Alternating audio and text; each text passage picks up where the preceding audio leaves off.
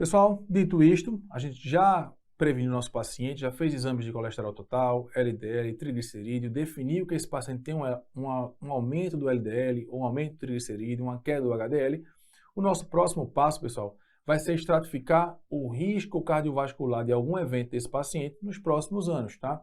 É diferente eu ter um LDL aumentado num paciente de 20 anos e ter num paciente de 50 anos com múltiplas comorbidades. Obviamente, o risco cardiovascular desse segundo paciente vai ser muito maior quando comparado a um paciente mais jovem. Então, a definição se vai tratar ou não o meu paciente passa muito pela estratificação de risco e é o que o pessoal tem mais dúvida na prática clínica. Vamos esclarecer tudo agora aqui para vocês.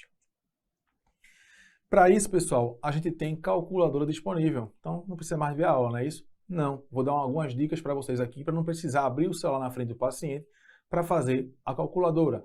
Em alguns momentos vai ser necessário utilizar essa calculadora porque pode te auxiliar na forma de estratificar o seu paciente, tá? Indico para vocês a da Sociedade Brasileira de Cardiologia, que ela é bem dinâmica e ela é bem autoexplicativa, tá? Então observe aqui comigo, você coloca lá o paciente, seu sexo, idade, a pressão arterial sistólica, se fuma ou se não fuma, se toma estatina ou não, níveis de colesterol, e no final ele vai te dar um dado, é risco alto, baixo, intermediário ou muito alto. Além disso, ele vai dizer para você a meta do seu tratamento e vai fornecer qual a estatina adequada para o seu paciente.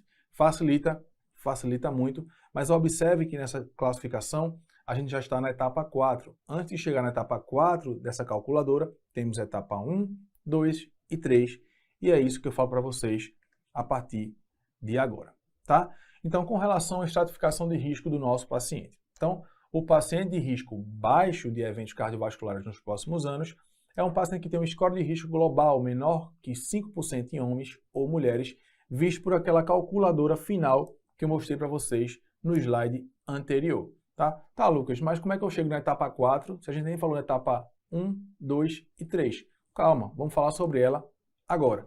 Os pacientes que são classificados com score de risco global de 5 a 20% em homens e 5 a 10% em mulheres são classificados como risco intermediário. Ok, até aí estou usando a calculadora ainda.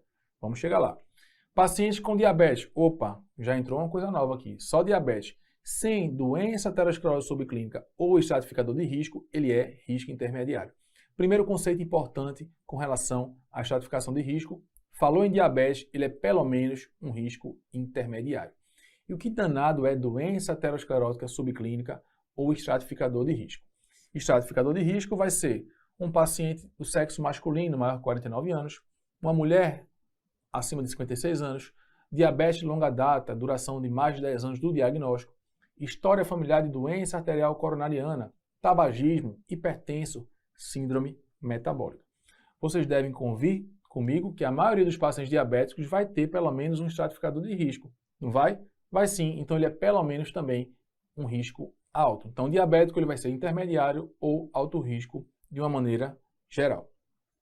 E o que seria doença aterosclerótica subclínica?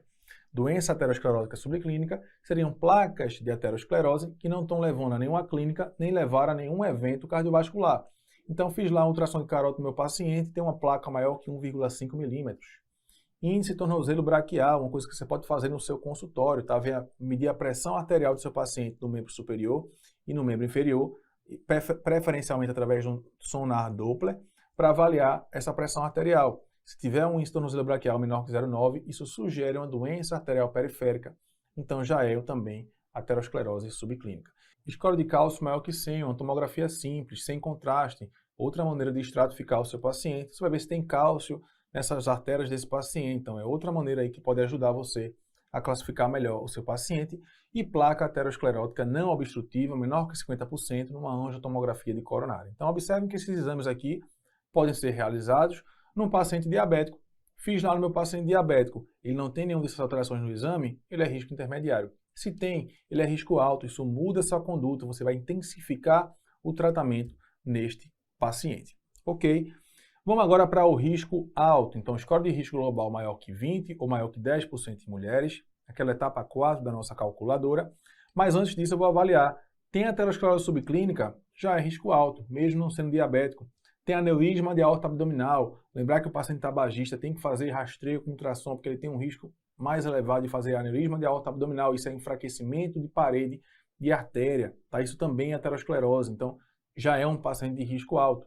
Doença renal crônica com a taxa de filtração glomerular menor que 60 e LDL elevado maior ou igual a 190. Se tiver qualquer um desses, risco alto cardiovascular para este paciente. O risco muito alto é mais tranquilo, é mais fácil.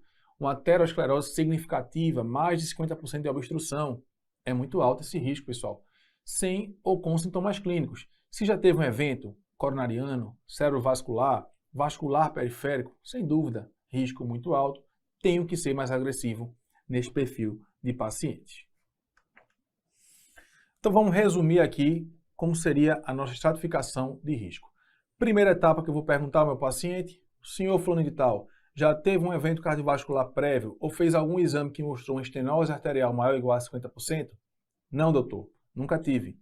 Perfeito, vou para a segunda etapa. Sim, já tive, risco muito alto. Está estratificado o nosso paciente, tá? Ele não teve, eu vou para a segunda etapa. Eu vou me perguntar, ele é diabético? Se ele for diabético, o risco é, no mínimo, moderado. Se tiver estratificador de risco, basta ser hipertenso, ser obeso, ter fumado, ele vai para alto risco. Ou, se tiver uma aterosclerose subclínica, uma placa no angiotomo, uma placa na carota maior que 1,5 milímetros, também vai ser alto risco, tá? Considerando que ele não seja diabético, a pergunta que eu faço é: como é que está a creatina desse paciente? Como é que está a taxa de filtração glomerular? Menor que 60? Alto risco. Fiz um ultrassom, tem aneurisma de aorta abdominal? Também é alto risco. Aterosclerose subclínica ou um LDL maior ou igual a 190 de cara, também vai ser considerado um paciente de alto risco. A quarta etapa, se não tiver nada do que eu falei para vocês anteriormente, eu vou calcular o risco naquela calculadora e é lá que eu vou ter o score de risco global para classificar o meu paciente, dizer se é baixo, intermediário ou alto risco cardiovascular. Ficou filé, ficou facinho de estratificar o nosso paciente aí com dislipidemia, tá?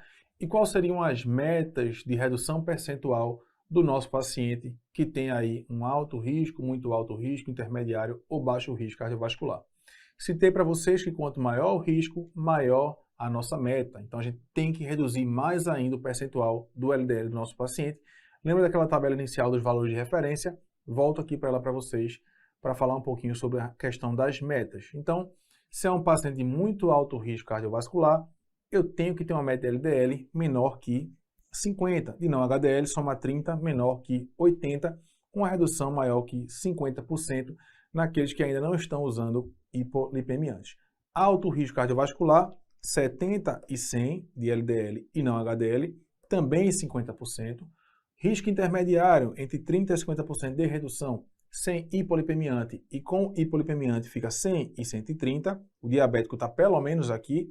E baixo risco cardiovascular, redução de 30%, a meta de LDL vai ser menor que 130, de não HDL menor que 160.